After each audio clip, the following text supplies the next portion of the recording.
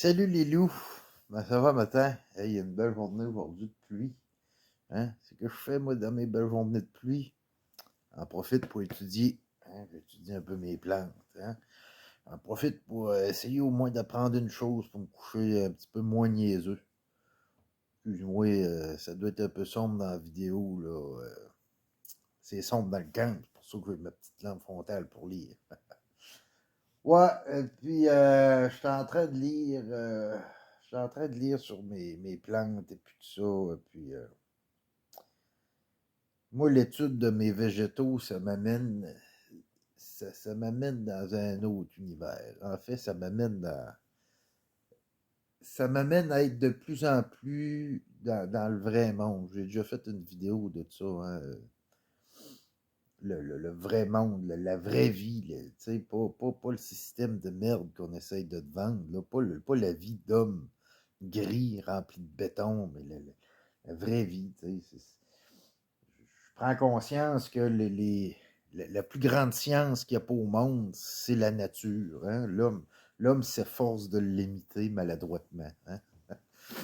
Puis en étudiant mes plantes, ça m'amène une grande sagesse. En fait, les plantes font en sorte que je me remets beaucoup en question. Hein. Les plantes me font grandir, les plantes me font pousser. T'es en train de développer une belle fleur, moi, là. Puis, au niveau de mes tripes en forêt, quand j'étudie mes plantes, euh, mis à part le côté que je peux me nourrir, parce qu'en réalité, tu sais, je veux dire, quand que je vais faire de la survie ou guillemets de la vie en forêt, quand que je vais partir à 2 semaines en forêt, tout, puis je sais pas si les gens ont vraiment pris conscience de ça, tout ce qui est autour de cette activité-là tourne autour des plantes. Hein? Quand même bien, je me tirerais une perdrix pour me faire un souper le soir. Cette perdrix-là, c'est le résultat d'une plante parce que, à quelque part, cette perdrix-là, s'il n'y aurait pas des plantes pour la nourrir, des petits fruits à becter, des petites graines à becter, la perdrix, elle n'existerait pas, tu sais. Mon orignal, c'est le résultat des plantes aussi. Hein. Sans les plantes, cet orignal-là ne serait pas là. Puis, quand même bien que j'irais me tirer un coyote ou un loup, c'est aussi le résultat. Hein. Fait que, tu sais, le loup devient un petit peu le gardien du végétaux. Hein. Ça, c'est une chose que j'ai compris. Le loup, le coyote devient un petit peu le gardien du végétaux. Il diminue un petit peu le cheptel. Hein. On peut le voir sur l'île d'Anticosti, étant donné qu'il n'y a pas assez de prédateurs. Il y a trop de chevreuils, et puis les arbres ont de la misère à pousser, et puis bon. Mais toute la vie fait en sorte que sans les végétaux, on ne serait pas grand-chose. Tu sais, moi, j'arrive dans le bois, je veux me faire un feu pour me réchauffer. Esti, c'est les végétaux qui vont me fournir ça. Même, tu sais, même le feu directement, je vais faire du feu par friction. C'est la friction avec des végétaux que je vais arriver à le faire. Je peux le faire avec une pierre pareille aussi. On pourrait le faire. Je n'ai jamais testé, là, mais je veux dire, on peut le faire quand même avec une pierre, vous savez, mais euh, en bout de ligne, si tu n'as pas de végétaux à mettre avec ça, tu vas juste faire une flamèche, tu ne crisseras pas le feu. OK? Et puis, plus j'étudie, plus je prends conscience de toute la capacité des végétaux, ok, de toute la puissance, de l'intelligence des végétaux, de comment est-ce que ça fonctionne. Et puis, euh, j'acquiers un respect de plus en plus grand. Et puis, plus ça va, plus les végétaux deviennent mes maîtres en survie. Ok?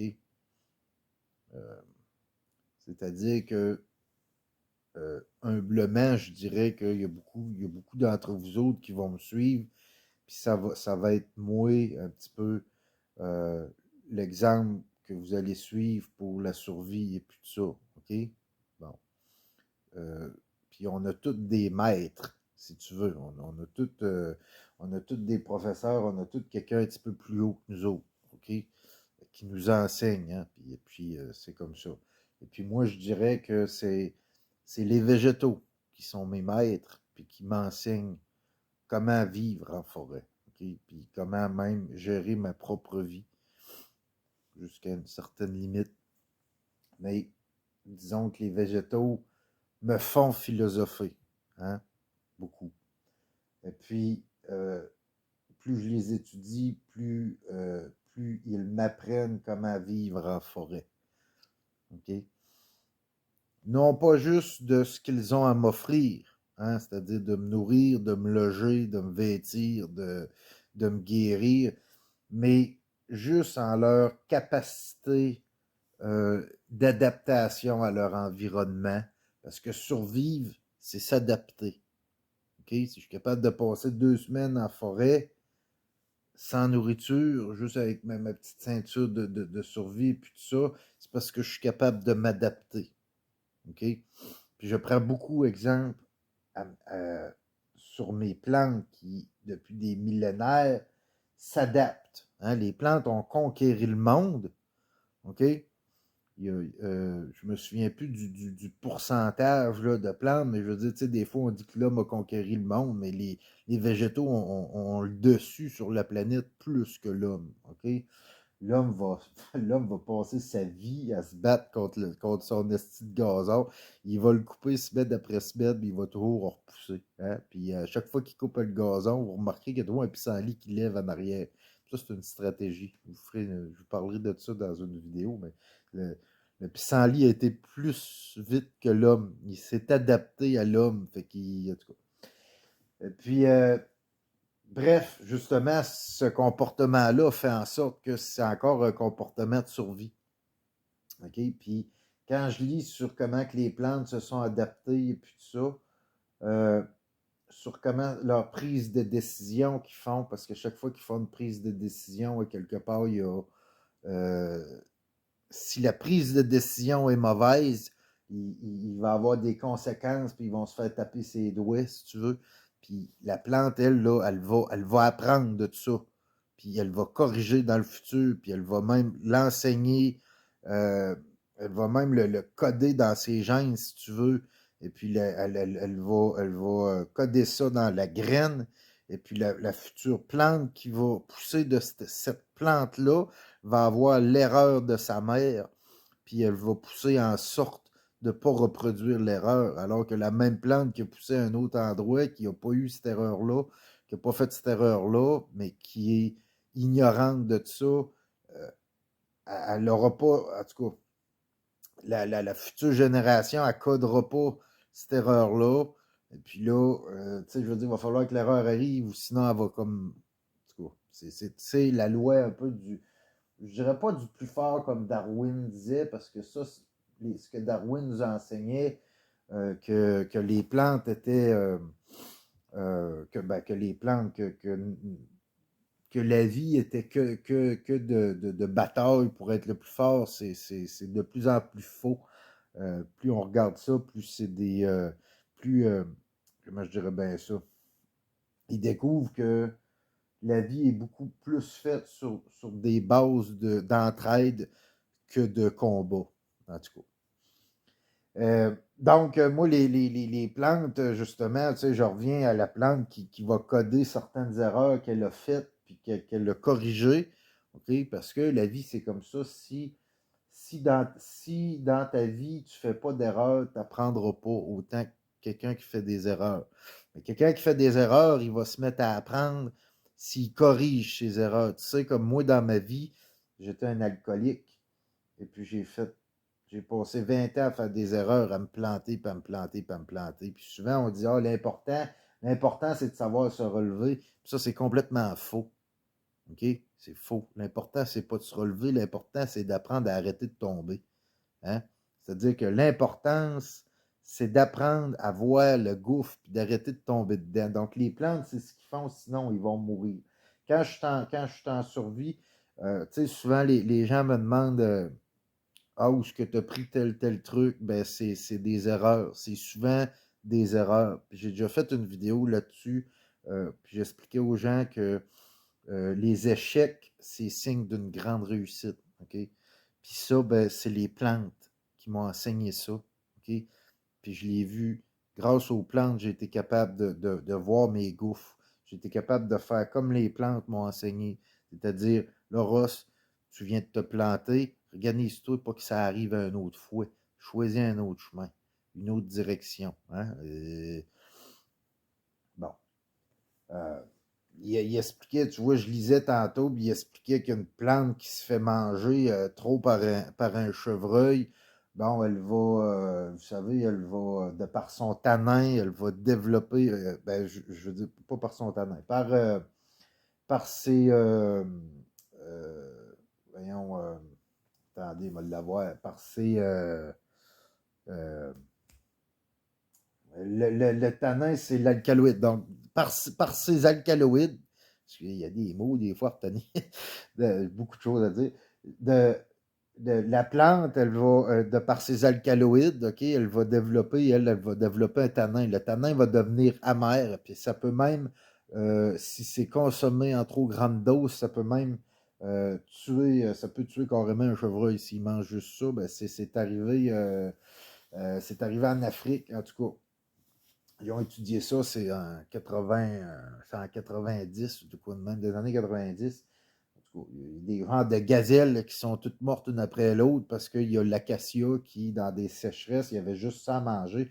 Donc, les gazelles ont juste mangé ça durant une période. Même si le tanin est élevé, normalement, quand le tanin est élevé d'une plante, l'animal va arrêter de manger après parce que c'est amer. Mais là, il n'y avait pas le choix, puis ils se sont empoisonnés. Mais bref, une plante qui ça peut arriver qu'une plante va coder, va reconnaître la salive même d'un chevreuil, OK? Elle va coder ça dans son ADN, puis elle va donner le code dans l'ADN de la graine. Puis quand la graine va se remettre à germer, elle va déjà avoir, elle sait, en poussant, euh, elle sait qu'elle fait face à un prédateur, OK, qui va venir la manger. Donc, elle va tout de suite développer un tanin.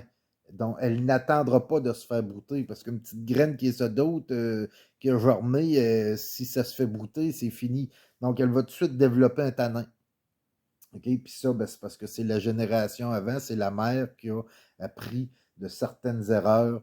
Et puis, bon, donc, c'est la capacité de s'adapter. Puis c'est incroyable la capacité de s'adapter des plantes. Puis les plantes sont devenues mes maîtres. OK? Dans ma vie personnelle de tous les jours, c'est devenu mes maîtres. Puis dans ma vie en forêt, c'est devenu mes maîtres aussi. Hein, parce que je prends beaucoup d'exemples. Je pense à la peste d'eau. Je vous en ai déjà parlé de la peste d'eau. La peste d'eau, c'est quand même assez incroyable. Je suis allé l'observer au début de l'automne. La peste d'eau, euh, la peste d'eau, elle va se,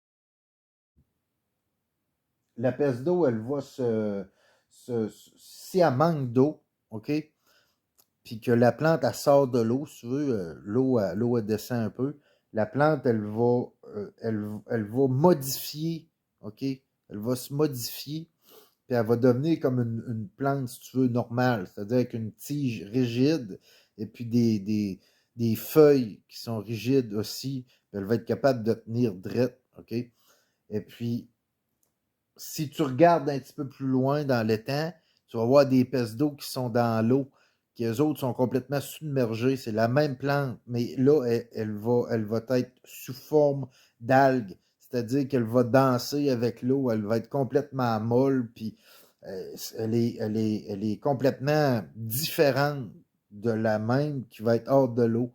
Puis la même plante, si elle est à moitié submergée, il y a le bas qui va être complètement mou, qui va avoir la forme d'un algue, puis le top qui va être dur, qui va avoir plus la forme d'une plante rigide, et puis ça. Et puis ça, c'est extraordinaire. C'est une capacité de transformation d'une plante qui est d'adaptation, parce que s'adapter, c'est survivre. OK? Ça, un moment donné, l'homme, l'humanité va avoir besoin de s'adapter. Parce que là, on fonce droit d'un mur, puis on va se planter. Fait que, les futures générations vont être capables de se relever parce qu'ils vont être capables de s'adapter. OK? Mais euh, donc, juste la peste d'eau m'enseigne beaucoup. Quand je la regarde, juste la peste d'eau devient un maître en soi pour moi parce que sa capacité de s'adapter à son environnement est extraordinaire. OK? Euh, si je regarde la Sarracini pourpre, OK, qui est une plante carnivore, c'est un genre de petit tube. Hein, regarde la photo que là. C'est un genre de petit tube, comme vous avez vu. Et puis, cette plante-là, euh, elle va accumuler de l'eau, OK, dans son tube. Et puis, les insectes qui vont aller dedans vont rester pris de par les poêles qu'elle s'est faites, OK? Puis là, l'insecte va se décomposer là-dedans. Puis le pourquoi que la plante est devenue carnivore, c'est qu'elle, elle s'est mise à pousser dans des endroits où il y a du sphagnum qui est rouge, le sphagnum rouge. Et puis, ce sphagnum-là amène beaucoup d'acidité. OK?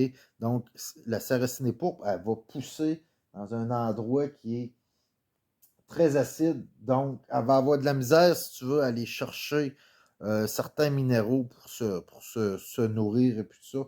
Donc, elle utilise une stratégie qui est carnivore, c'est-à-dire qu'elle va emprisonner des insectes qu'elle va faire pourrir, puis elle va se nourrir de ces nutriments-là. OK?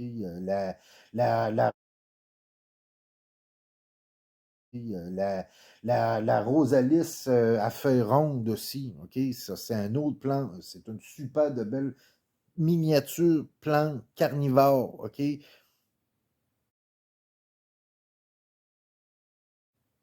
Bon, vous avez vu comment elle est belle. C'est une super de belle plante. Et puis elle, là, elle va se rétracter. OK? Regarde cette photo-là. Bon, vous avez vu, elle tient une mouche elle tient une mouche hostie, dans sa feuille. La feuille, elle se replie avec si tu veux, les genres de tentacules, OK? Et puis elle, là, elle va savoir tout de suite, hein, si c'est rien qu'une graine qui est tombée dessus, elle va se refermer, puis elle va évaluer c'est quoi.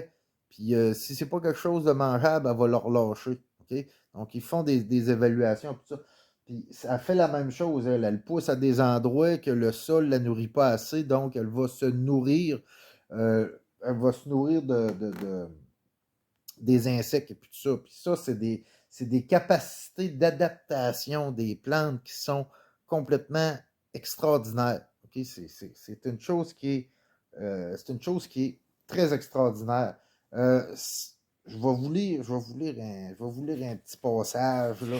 Pardonnez ma lecture, elle peut être un peu saccadée parce que ça fait pas longtemps que je lis. Puis quand je lis à voix haute, c'est encore pire. J'ai ouvert ma petite lumière parce que c'est sombre. Euh, le comportement de la plante implique l'évaluation des coûts et des bénéfices. Donc, évaluer les coûts et les bénéfices, c'est exactement ce qu'on fait en survie. Les gens qui font de la survie, OK, de la vie en forêt, OK, euh, quand tu pars avec pas grand-chose en forêt, c'est exactement ce qu'il faut que tu fasses. Il faut que tu évalues les coûts et les bénéfices aussi, parce que sans ça, tu vas dépenser de l'énergie pour rien. Puis les plantes, tout ce qu'ils font, c'est pour éviter de dépenser de l'énergie. Puis il faut qu'ils s'adaptent à ce qu'ils font pour éviter certains problèmes.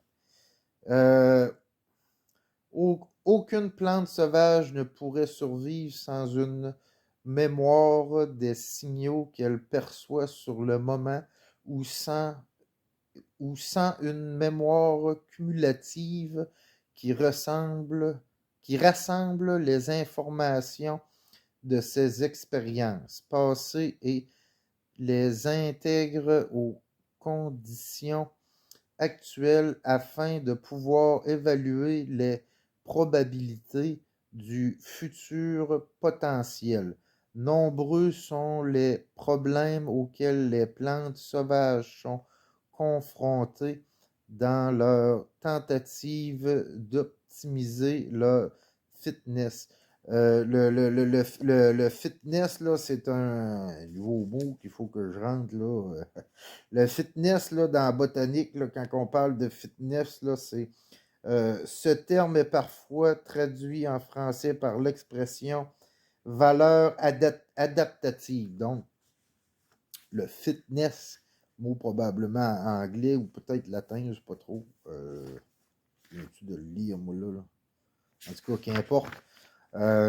C'est une valeur adaptative. Donc, ça vient toujours qu'à s'adapter. Donc, c'est pour ça que je dis que les plantes sont mes maîtres de ma vie de tous les jours, parce que la vie, c'est une adaptation. Et puis, c'est mes maîtres beaucoup en forêt, parce que c'est la base de s'adapter. Donc, juste observer une plante qui pousse, c'est une grande réussite. Je continue.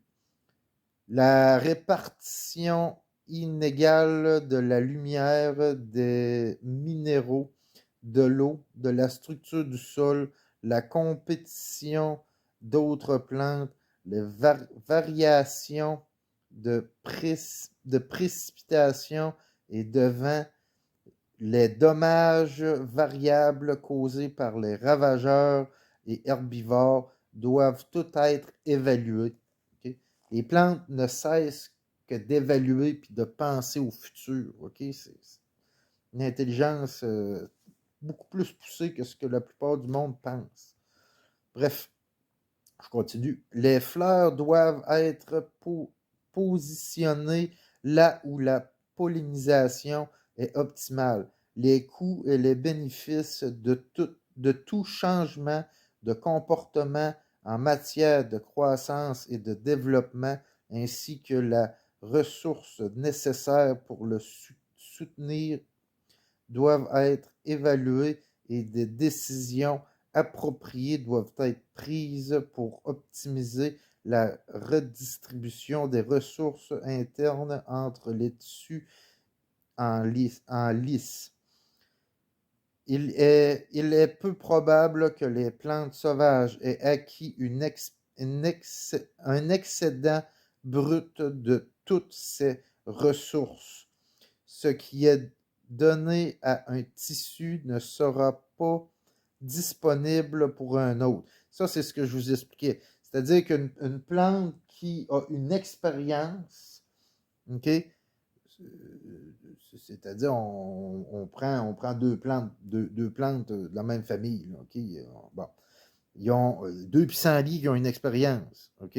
Donc, il y en a une qui a une expérience qui est négative. Ben, cette expérience-là, qui est négative, va devenir positive parce que c'est une expérience qu'elle va acquérir, qu'elle va enregistrer, quand ils disent enregistrer dans ses tissus, parce que c'est dans les tissus, ça, je vous reviendrai. Hein. Vous savez, vous savez pourquoi est-ce qu'une plante, on peut la couper et puis faire une bouture, puis la restarter, puis à partir de la bouture, on peut la couper, la remettre dans l'eau, repartir des racines, puis pourquoi qu'une plante, on peut juste, à partir d'une racine, repartir une tige, c'est qu'en fait, c'est que dans la moelle de la plante, euh, tout le code de la racine est là. Tout le code de la tige et de la racine est dans la moelle. La moelle, elle est dans la racine, puis elle est dans la tige. Donc, puis là, ben, ça ne marche pas pour toutes les plantes, mais normalement, la plupart des plantes, à partir juste de la tige ou tu ne peux pas, à partir d'une feuille, partir une autre, repartir une plante à partir juste d'une feuille.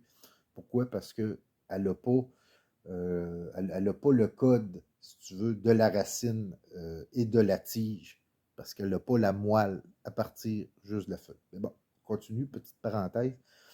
Les échanges doivent être estimés avec soin. Ouais, c'est ça. Excusez-moi.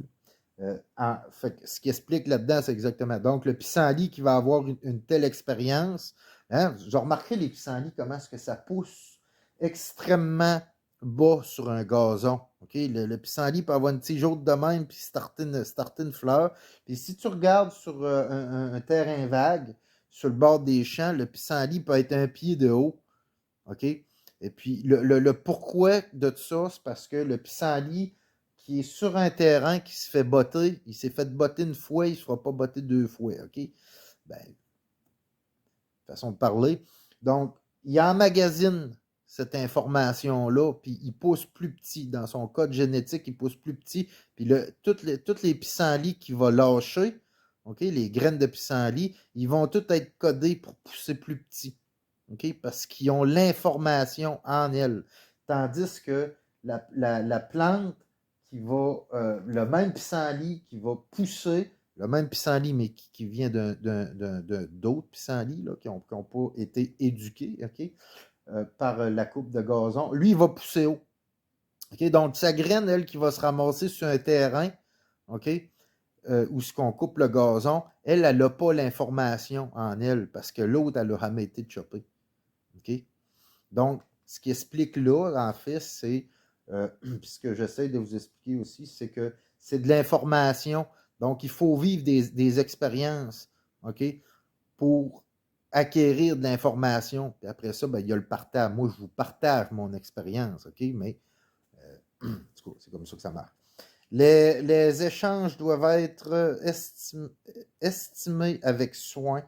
La sélection ne permet pas de prendre au hasard de telles décisions, de redistribuer et se montre punitive en cas d'évaluation incorrecte. C'est-à-dire que quand ils prennent une décision, OK, là, c'est exactement ce que je vous explique. Une plante va prendre une décision, c'est la même chose en forêt. Si je prends une décision de faire tel... Là, il pleut dehors. Bon, si je prends la décision d'aller marcher en forêt, je vais devenir tout trempe puis je vais me mettre à risque. Puis ça va être punitif. Mais cette chose punitive-là qu'on dit, comme dans notre vie, les choses qui sont négatives qui nous arrivent, si tu es assez intelligent pour te servir des choses qui sont négatives, pour les transformer, ou les choses punitives, pour les transformer en un savoir, puis de ne plus répéter cette chose-là, les choses punitives, les choses négatives dans ta vie vont devenir des grands enseignements. OK? Puis c'est ce que les plantes font. OK? Donc, une plante qui prend une décision, moi, je vais envoyer ma racine par là, ou je vais pousser de telle façon, puis qu'au final, elle ne reçoit pas assez de lumière, ça devient punitif. Et puis là, elle encode certaines choses, OK? Et puis elle va l'enseigner à sa progéniture aussi, elle va l'encoder à sa progéniture, et puis elle va essayer de ne plus répéter ses erreurs. Parce que répéter ses erreurs, c'est stupide, puis la stupidité va causer ta perte. OK? Moi, j'ai été stupide pendant 20 ans en étant un alcoolique parce que je répétais toujours les mêmes erreurs. Toujours. Je tombais tout le temps dans le même calice de trou. Puis maintenant, j'ai été capable de voir le trou. J'ai arrêté de tomber dedans. OK? Je l'ai contourné. Aujourd'hui, je contourne. Je contourne. Je contourne les trous que je connais. Il y a d'autres trous que je connais pas. Puis je vais retomber dans d'autres trous que je connais pas. Mais aujourd'hui, parce que j'ai appris que mes échecs étaient signes d'une grande réussite, quand je tombe les prochains trous dans lesquels que je vais tomber, je vais me relever de ce trou-là, je vais sortir, je vais regarder en arrière de moi, je vais bien regarder le trou, puis je vais m'organiser pour ne pas retomber dans ces trous-là. Mais les trous que je ne connais pas, je ne peux pas les éviter. Bref, fini. La théorie des jeux traite de certaines de ces situations, chapitre 17 les décrit. Bon. Fait que c'est ça. En gros, elle loue. Moi, les plantes, ils sont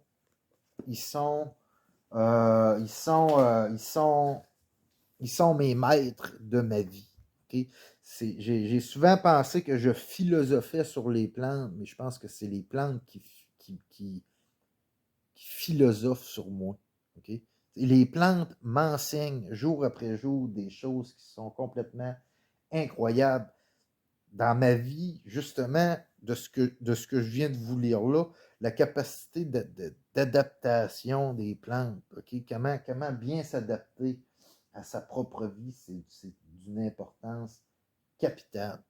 OK? Puis, je me répète, les plantes sont devenues mes maîtres, mes maîtresses. OK? Elles m'enseignent ce que je dois. Euh, elles sont je dirais bien ça, elles sont la, l'exemple. Elles sont mon exemple. OK? Je suis leur exemple. Puis l'humanité, là, si un jour on veut que l'humanité prospère, il va falloir un jour mettre genoux au sol. OK? Arrêter d'être le centre de l'univers. OK? Prendre conscience de ce qui nous entoure. Prendre conscience des êtres vivants qui ont réussi. Puis les végétaux, c'est les êtres vivants qui ont su conquérir une planète sans la détruire. OK? Avec des stratégies qui sont incroyables. Il y a des plantes qui sont complètement incroyables. OK? Fait un jour, il va falloir que l'humanité prenne exemple sur eux pour essayer de survivre. Moi, c'est ce que je fais personnellement. OK? Je prends exemple sur mes plantes pour améliorer ma vie. OK? Parce que si le petit Christ de pissenlit, OK, qui est sur le gazon ici, arrive à s'adapter à la petite tondeuse, je pense que je suis capable de m'adapter à battre des problèmes dans ma vie. Fait que je vous invite à philosopher un petit peu plus sur les plantes. Je vous invite à prendre exemple sur la capacité d'adaptation d'une plante. Puis je vous invite à faire comme les plantes, d'apprendre de vos erreurs. OK? Puis je vous invite à accepter les défaites, à accepter la négativité dans votre vie, à accepter, ben pas la négativité, mais les choses, les échecs. Acceptez vos échecs, parce que vos échecs sont signes d'une grande réussite. Quand tu échoues quelque chose, quand quelque chose pour toi devient quelque chose de punitif, OK? De punitif, euh, bien, essaye de trouver la leçon de vie pour ne plus que ça se reproduise. Si tu arrives à faire ça, le loup, ben, tu vas être rendu au niveau du végétal, puis ça, ben, c'est extraordinaire. Donc, là-dessus, je continue mon étude ces plantes, et puis je continue à acquérir une grande sagesse que les plantes m'offrent. Puis, n'oubliez jamais une chose, c'est que je vous aime. C'est la chose la plus importante que j'ai à vous enseigner, c'est que je vous aime. N'oubliez jamais ça.